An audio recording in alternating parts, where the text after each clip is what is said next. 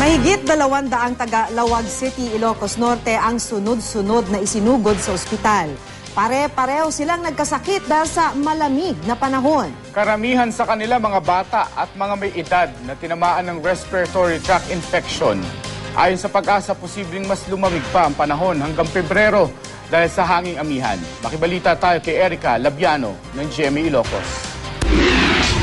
Kumonsulta sa doktor si Ani Asierto kahapon ng umaga ng atakihin ng asma. Sumama raw ang pakiramdam niya dahil sa lamig ng panahon. May hika kasi ako, kaya lang ngayon lang ako talaga sinumpong. Kagabi lang ako sinumpong ng hika. Pati lola ni Ani, dinala sa ospital ang makaramdam ng panginginig. Sumakit din daw ang tiyan nito. Ayon sa Provincial Health Office ng Ilocos Norte, dumarami ang naitatalang nagkakasakit sa lalawigan buhat ng magsimulang lumamig ang panahon. Karaniwan sa mga no-ospital, nakakaranas ng hypertension at respiratory diseases gaya ng ubo, sipon at pneumonia. Sa Governor Roque Ablan Senior Memorial Hospital sa Lawag City, mahigit 200 ang pasyente nakakonfine dahil sa mga sakit na dulot ng lamig.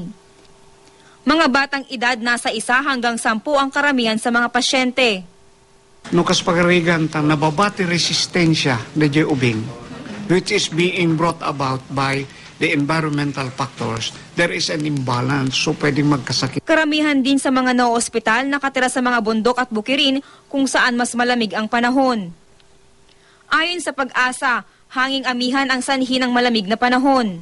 Northeast monsoon kasi ang actually it is an air mass, nanggagaling ito sa Siberia.